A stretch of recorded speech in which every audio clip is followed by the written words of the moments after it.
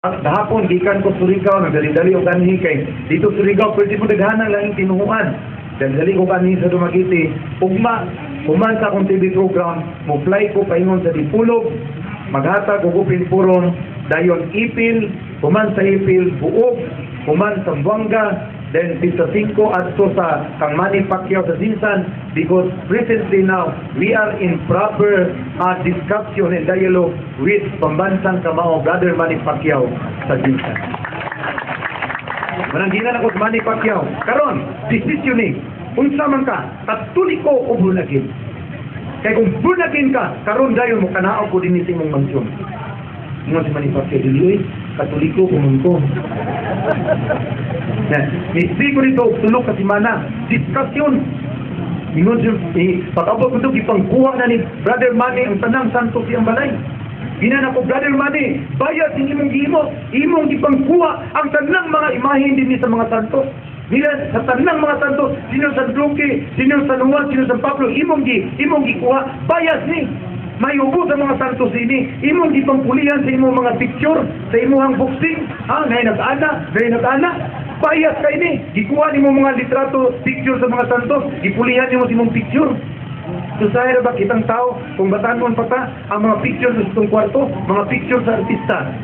Kung yan, inig graduate na nato sa itong college, makatrabaho na ta, kuhaon na nato mga picture sa mga artista. Pulihan na nato sa atong mga picture, sa atong graduation, sa atong pag-adto sa Amerika, pag-adto Singapore, pag-adto sa Gulilan.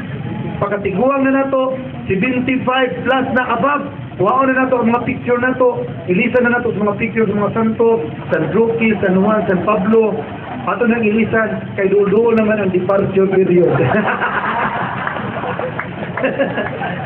mga amigo na doon mga santo kay dulo na ug dinhi ko makaigsunan nakasabot sa diyang sige ko pangbuak sa mga santos kana ma-convert na ganing katoliko. Ako din pangbuak ko ng mga santos panlabay kunya nakabasa ko sa bersikulo samtang namalandong ko sa Matthew chapter 4 verse 45 niingon ang Ginoo higugmaa ang inyong mga kaaway. Ni nagaampo ko ingon ang Ginoo higugma ang imong kaaway. Ngano sigaw pangbuak ka ng mga larawan sa mga santos. Nag-ingon man gani ko nga higugma imong kaaway. Kanang mga santos o mga away imong gisigig away. Kuyawan ko, Lord, ikaw ba na Lord? Murag din nila ikaw. Ha? Niingon ko sa Matthew 5:44, higugma imong kaaway. Na yung mga santos si Maria, wa mangaway, inasigiyog away. Ito nakauna-una ko. O sa kay gayon, kuha na ko sa imahen mo mamiri, kaya ako na pong ibunan. Pagdayan ako nagbunan, na-iminsay niya abot sa kuha, ningon ang Ginoo. Unsay tala sa akong inahan, na imong anao ng iyang imahen. Ikaw na, Lord? Sorry kay Lord, ha? Kung ikaw na, Lord, sukat karon, dili na ako pangbuakon ang mga imahen sa imong inahan. Amen?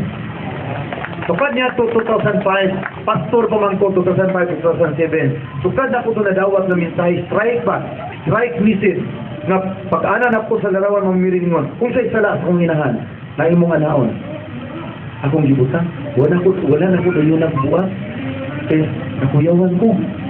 Sukad ato ang Ginoo na trabaho kong kinabuhi.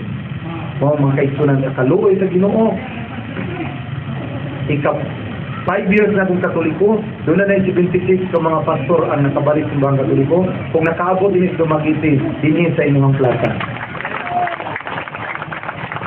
Akong i-promise sa Ginoo, sukad ko nakato sa Roma, sa Vatican, manamayon mga pastor, unsay pruiba nimo, nakatoliko ang simbahan.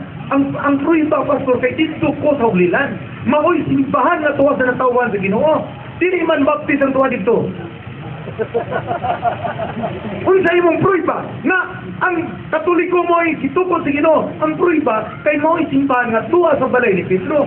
Mo simbahan nga tuwa sa natawhan sa Ginoo sa Bethlehem. Mo simbahan nga tuwa sa lubnganan sa Ginoo. Why ko naging dito? Bisag haligi sa kunagin wa dito. Sumunod dito po makaisunan, i-promise ko sa Ginoo. Daghang problema daghang masuko nimo pero ina na po ang ako mga classmates nagtuo ko nga dili ko di mo mungunsa na po sa naman sa pitit-pitit mo Biblia kada adlaw Yan, manumbag mo na po. Di mo manumbag na po eh. Lain magay na, kapit-bit siya, manumbag.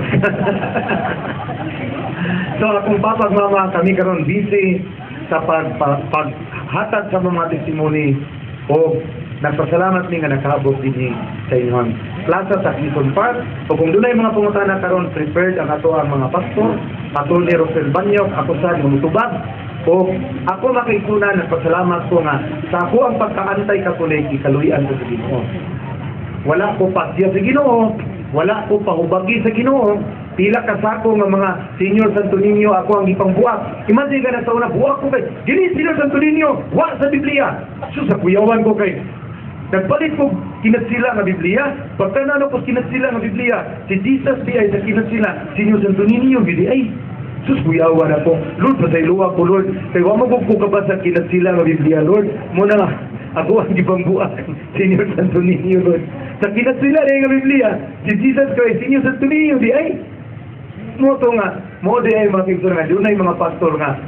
Asa may Senior Santo Niño? Why Senior Santo Niño mabasa sa Biblia? Tinuod na. Sa Bisaya o sa English, wag yun ay Senior Santo Niño diha. Pero sila na ibalik-balik Senior Santo Niño. Amen? Sa ning kaponon, dako akong pagpasalamat, nagidala ko sa Ginoo nga niya sa Katolikong simbahan. Dagang problema, nga among natugatan, during my conversion, nagkato pa kong support, nawadaan kong simbahan, nawadaan kong mga benefactor, nagpuyo ko sa gamay payan, ato na kong miyaging buwan nakapatawad o kurinti for 5 years. Last month ako nakapatawad o kurinti, 5 katuig na kong suga o kandila. Pero mga kaigsunan, nakasurvive. Kaya bisag nawadaan sa mga benefactor o sa support gikan sa gawa sa naton, nakakaplag man kung usa ka maluluyong inahan sa persona sa atong mahal na Birhen Maria. Ang atong inahan na akong gikasilagan sa taas na panahon, gikasilagan karon ako nang gigugma. Kay dito ko nakasabot kung palangga na to si Jesus Christ, palanggaan po na to iyang inahan. Dili man na pwede ang uyab na to mayato ang mahalon. Apil po ng mama. Amen? Kung palangga ginato ang atong uyab, paliyog at sila ang mama.